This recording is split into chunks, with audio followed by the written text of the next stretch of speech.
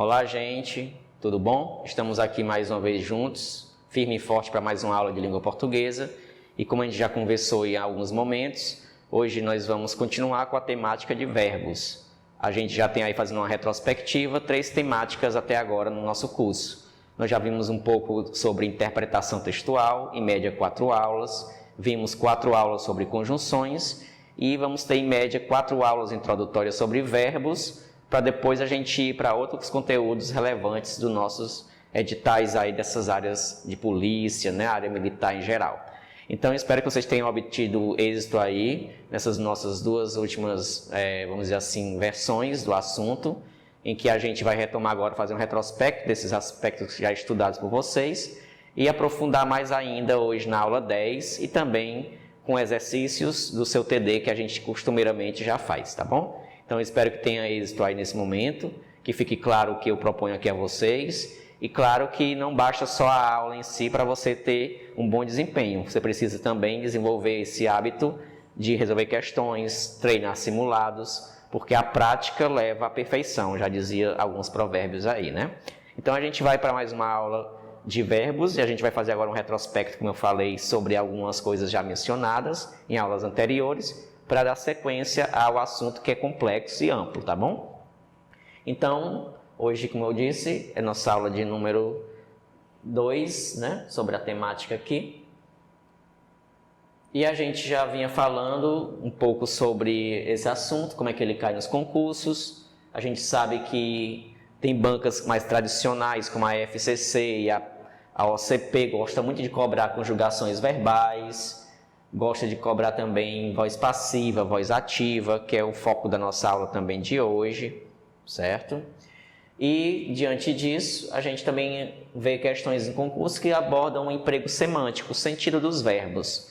Se ele está indicando naquele momento ali uma situação corriqueira, habitual, passageira, de dúvida, possibilidade, entre outros aspectos, tá bom? Nós vimos o conceito de verbo já em algumas aulas, não é isso? A questão que ele fundamenta práticas de ação, de estado e fenômenos da natureza. Nós vimos também a classificação verbal, as categorias pela escrita que eles estão lá. A gente sabe que tem verbos regulares, quando eles têm um padrão de escrita no seu radical, né? Radical, mais uma vez, reforçando, seria e é, né, a questão da estrutura, o esqueleto do verbo. Nós temos os verbos irregulares, que são aqueles em que há uma modificação no presente e no passado, geralmente, na escrita desses verbos. E nós temos ainda os verbos anômalos, que, como o nome já diz, sofrem uma anomalia na escrita. E os mais comuns, que a gente já falou, e clássicos, é o verbo ser e o verbo ir. Esses 2 verbos sofrem mutação tanto no presente, no passado e no futuro. Por isso são anômalos. E os defectivos são aqueles que não se conjugam em todos os tempos ou modos, como o verbo abolir, né? O verbo adequar, algumas conjugações não são permitidas. E os verbos abundantes são aqueles que há mais de uma possibilidade de particípio. Lembrando que particípio é uma forma nominal em que indica uma ação concluída. Eu tinha falado, eu tinha escrito, eu tinha lido. São exemplos de particípio. E por que abundante? Porque tem verbos que têm 2 particípios. O verbo limpar, existe limpo e limpado. Enxugar, existe enxuto, enxugado. Imprimir, impresso, imprimido. Tá bom? Já vimos isso em outras aulas também. Nós também já estudamos um pouco sobre a questão dos tempos verbais, né? Que a gente vai fundamentar agora um pouco mais.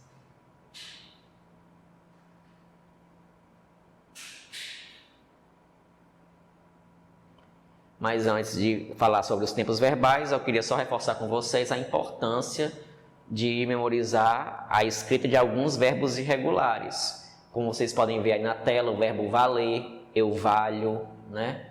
O verbo aderir, eu adiro, aqui no cantinho de preto, tá? O verbo maquiar, eu maquio. O verbo prover, eu provejo. São alguns exemplos de verbos que há uma modificação na escrita. e, portanto, irregulares.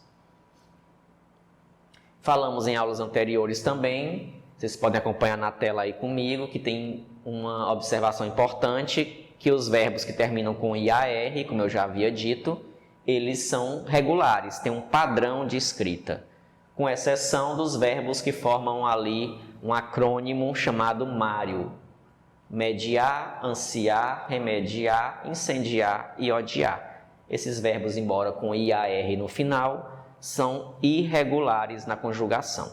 E aí você fica em dúvida como conjugá-los, é só lembrar de conjugar o verbo odiar, que é a mesma estrutura, tá bom? Nós falamos também a importância em outras aulas de você estudar a conjugação verbal do verbo vir e do verbo ver, que ambos no futuro pode gerar dúvida, né? O verbo ver no futuro tem um i. Você tem que dizer quando eu vir fulano, quando eu vir fulana, ou seja, no sentido de ver no futuro, tá? Já no sentido de chegada, você diz quando ela vier, com IER, tá bom? Tem que ter esse cuidado na escrita. Então, vai lá dar uma pesquisada, estude a conjugação desses dois verbos. E aí na tela para vocês um exemplo dessa conjugação. Observe que há um padrão do verbo ver, eu vi, você viu, o i se prevalece nas escritas, nas conjugações, tá? Já o verbo vir, lá no cantinho da tela, vocês observam que há a presença de uma letra E variando em algumas conjugações.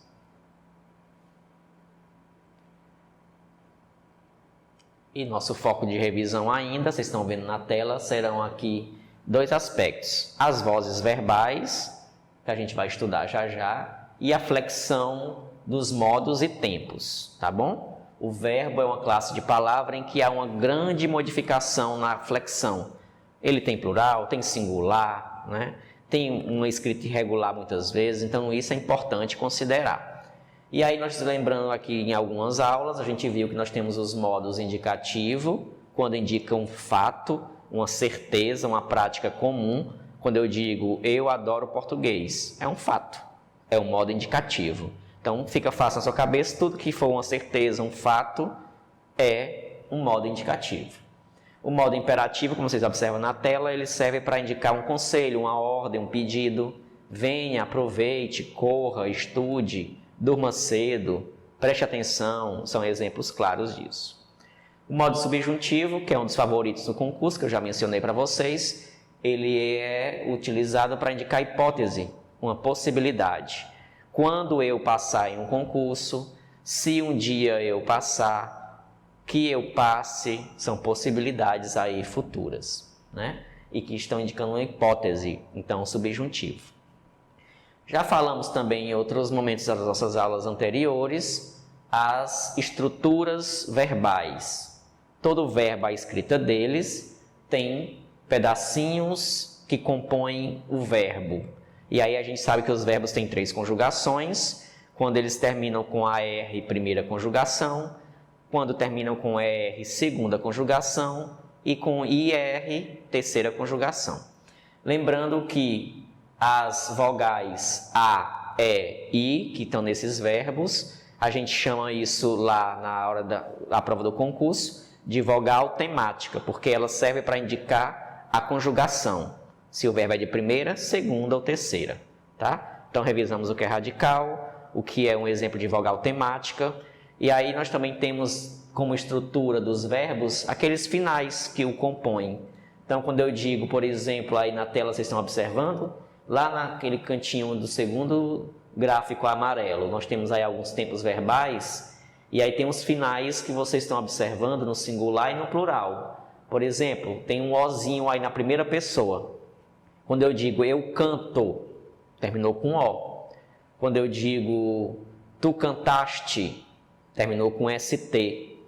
Quando eu digo nós partimos, terminou com MOS. Quando vocês observam essa tela aí que eu estou colocando para vocês, lá no canto direito da sua tela, né, na minha posição aqui, você vai observar que essas desinências nada mais são do que Pequenas estruturas que são acrescidas ao final dos verbos para indicar o tempo, o modo, a pessoa, se é plural, se é singular, se é primeira pessoa, se é segunda, tá bom?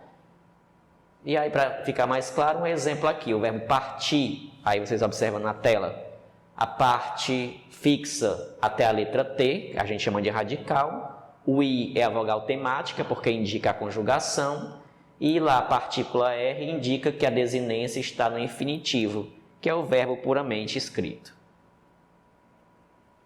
Aqui mais um exemplo para ilustrar essa questão da estrutura verbal, vocês podem ver comigo o verbo cantar, aqui no canto da tela. Vamos pegar o exemplo, o voz. Lá tem cantais, observe na tela aí, cantais.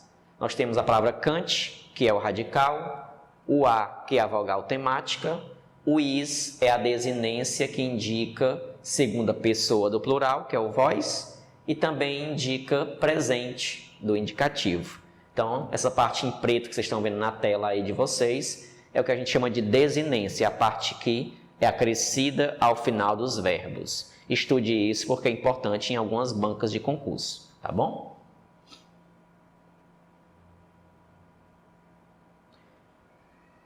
Os modos verbais nós já falamos, mas aí só para indicar com mais veemência o que eu falava, observe um exemplo lá no final, né, do modo indicativo, ele come, é uma ação costumeira, uma realidade, por isso indicativo.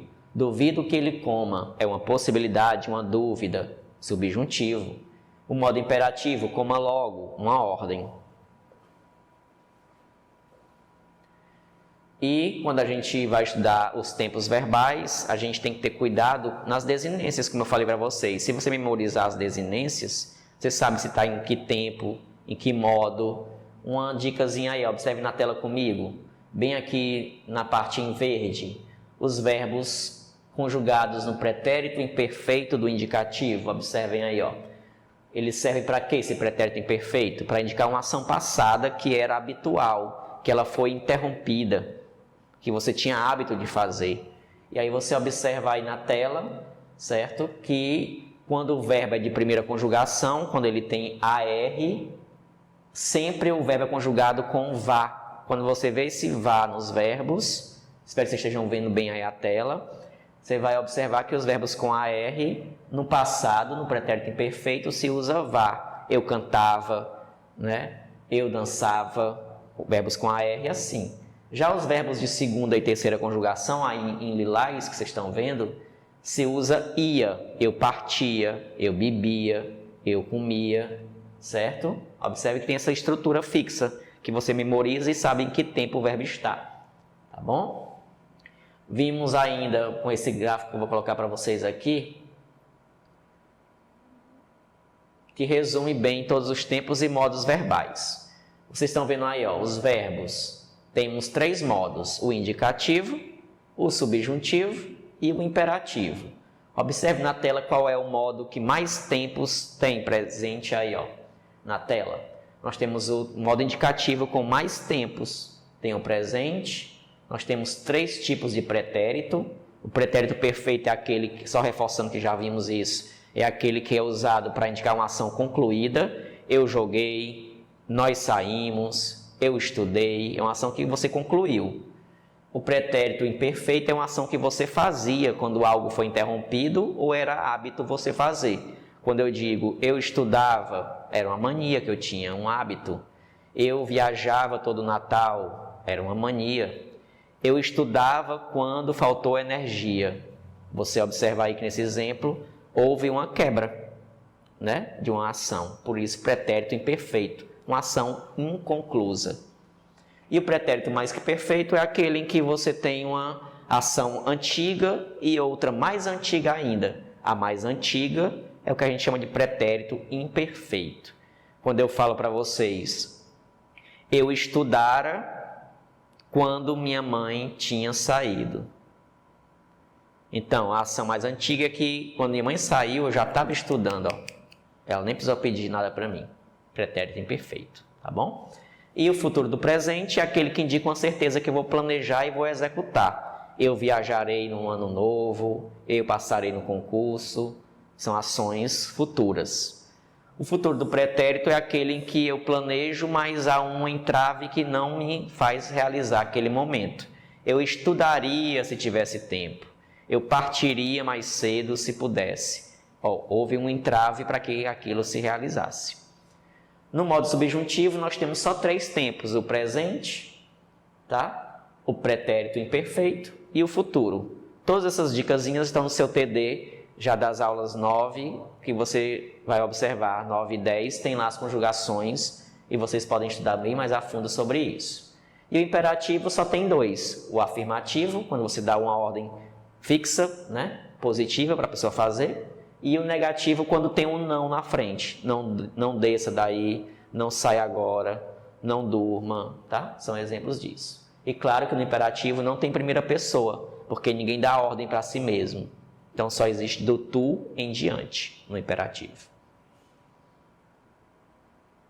Então nós vemos até aqui, nesse momento da aula de hoje, um pouquinho de revisão das categorias, dos verbos, a classificação, relembramos um pouco das desinências, reforçamos um pouco sobre os tempos e modos verbais. E não estou falando aqui muito em conjugação, porque isso você tem que buscar, certo? Conjugação na internet, ver videoaula sobre isso, porque não é a essência dos concursos, mas é importante saber também. Nosso foco agora, também ainda sobre essas flexões, que a gente viu agora há pouco dos verbos, é conhecer um pouco sobre esse conceito aqui de infinitivo, particípio e gerúndio, também já visto por vocês. Lembrando, quando o verbo está na estrutura natural dele, com as conjugações AR, ER e IR, nós dizemos que eles estão na forma infinitiva. Então, as formas nominais dos verbos, quando perguntam no concurso, são 3. Nós temos o infinitivo, que é o verbo em si. Nós temos o verbo num particípio, que é o verbo indicando uma ação concluída, e geralmente termina em ado ou ido, como vocês estão vendo aí na tela. E nós temos o gerúndio, que é algo que está acontecendo naquele momento, dá sempre ideia de continuidade. Olha um exemplo aí na tela comigo, para ficar mais claro o que eu estou dizendo. Temos aí o verbo, devo estudar para a prova. No concurso, se ele grifar o nome estudar e perguntar qual a forma nominal desse termo, você vai dizer que o verbo está no infinitivo. Ele está na estrutura dele original, tá bom? No gerúndio, ele dá uma ideia de continuidade, de algo que está continuando o acontecimento. Estava estudando para a prova. Geralmente termina com esse NDO, tá? Os verbos. E o particípio, uma ação concluída. Olha aí, tinha estudado para a prova. Termina com ado ou com ido. E por fim, para a gente voltar aqui nossa temática de hoje, responder 2 questõezinhas, espero que estejam entendendo o que nós estamos falando até aqui. Nós vamos falar um pouco sobre as vozes verbais, que isso aqui é assunto importantíssimo e despenca no concurso, principalmente quando a gente for estudar sintaxe, quando a gente for estudar o que é sujeito indeterminado, quando a gente for pedir a partícula si, os conceitos e divisões dela. Quem aprender isso aqui vai facilitar muito futuramente o assunto de sintaxe, tá? O que é um objeto indireto, isso ajuda você a entender esse assunto. Então, com muita vontade, estude isso aqui, vozes verbais. E o que é uma voz verbal? Observem aqui que nós temos na tela algumas categorias. Vozes verbais nada mais são do que exemplos, só um minuto, né? Só para observar com vocês, vozes verbais são aquilo que o verbo diz sobre o sujeito. Suponhamos que nós temos um verbo na frase e ele está indicando quem fez aquela ação. Quando você descobre quem fez aquela ação, você vai entender se ali é uma coisa ativa, se ela é passiva, se o sujeito está sofrendo a ação, tá? Então, voz verbal é aquilo que indica, através do verbo, a noção de quem fez a ação. Se ela fez de que forma? Ativamente, passivamente, reflexivamente. Olha um exemplo aqui. Quando eu digo, os alunos farão a prova. Aí você pergunta, quem é que vai fazer a prova? Os alunos. Então, o verbo fazer está na voz ativa, porque está dizendo quem está fazendo a ação, que são os alunos. O sujeito aqui está atuando ativamente na frase, certo? E aí você observa, os alunos farão a prova. Quem fará a prova? Os alunos, voz ativa. Na voz passiva, algo passivo é quando sofre a ação verbal. Veja aí, ó, já houve uma inversão, né? A prova será feita pelos alunos. O que será feito pelos alunos? A prova, né? Observe aí que nós temos uma inversão na frase, tá? A frase que antes o sujeito era aluno, agora passa a ser a palavra a prova. Você inverte a frase. Na voz reflexiva é aquela em que o sujeito pratica a ação e sofre ao mesmo tempo. Quando eu digo eu me barbeei, você sabe aí que eu pratiquei a ação de barbear e fiz comigo mesmo, tá? Quando eu digo ela se olhou no espelho, ela fez a ação e refletiu em si mesmo, tá? Isso é reflexivo. E por fim, a voz reflexiva recíproca, né? Uma subdivisão aí, é aquela em que você faz com outra pessoa simultaneamente. Elas e eles se abraçavam, uma pessoa com outra, tá? Eles se apaixonaram muito quando criança. Ó, uma ação correlativa um a outro, tá bom? A gente vai aprofundar também essa questão de vozes verbais na nossa próxima aula ainda. Vamos para umas questões agora, para a gente fechar nosso ciclo desse momento? Então, aqui nossa sessão de Caiu no Concurso. No seu TD aí você vai ver algumas questões que eu estou trazendo agora para a gente levar para a discussão e você ilustrar e entender na prática como isso fundamenta. Então, olhem comigo aqui o que eu vou mostrar para vocês algumas possibilidades. A questão do Ministério Público está pedindo aqui para a gente analisar a alternativa em que o verbo está no futuro do pretérito. Futuro do pretérito. Observe o futuro do pretérito é um futuro em que eu penso uma coisa, mas eu não realizo, tá? Por alguma situação qualquer. Quando eu olho aí, por exemplo, a letra A, o jovem talentoso vem chegando. Você observa que ele vem chegando, é uma ação contínua, que está presente, que vem acontecendo. Na letra B diz, o lucro virá no futuro, no final do ano. Essa frase está no futuro, mas é uma certeza, ó, virá. É um futuro certo, então não é do pretérito, é um futuro do presente. Na letra C diz que o investimento viera. Vocês sabem que o verbo conjugado com esse RA no final é um pretérito mais que perfeito, uma ação concluída bem antiga. Na letra D, o cliente será bem atendido, futuro, né? Se vier negociar com o banco. Nós temos aí um futuro certo, futuro do presente, e mais à frente uma possibilidade, não se encaixa. E na letra E, o sucesso viria, ó, é uma coisa futura, mas que não vai acontecer. É a letra E, portanto, a resposta. E vamos só para mais um exemplo de hoje. Eu falei um pouquinho aqui sobre voz ativa, voz passiva, né, as vozes verbais. Quero ver se ficou um pouco na cabeça de vocês esse assunto. Observe aí, ó. Esses profissionais, questão de número 6, serão valorizados pela população.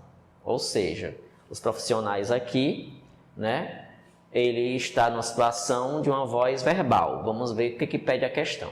Se essa frase for passada para a voz ativa, que aqui no caso está de maneira passiva, né? Como é que ficaria? Aqui diz, ó, esses profissionais serão valorizados. Quem é que vai valorizar os profissionais? Aí você observa a população.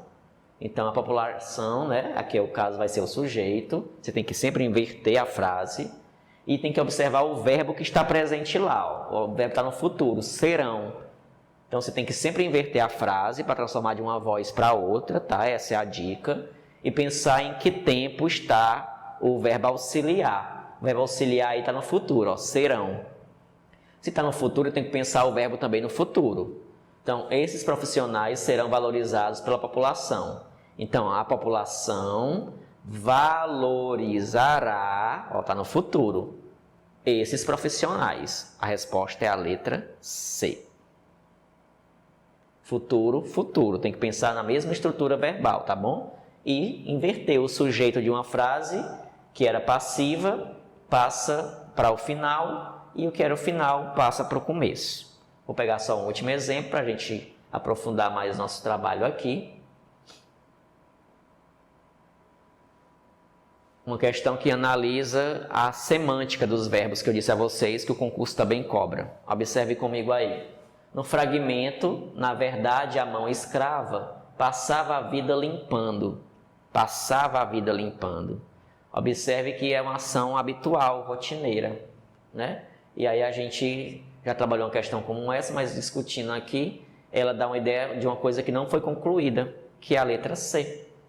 Vocês observam aqui comigo, uma ação que não era concluída, tá bom? A gente já viu isso em algumas aulas anteriores.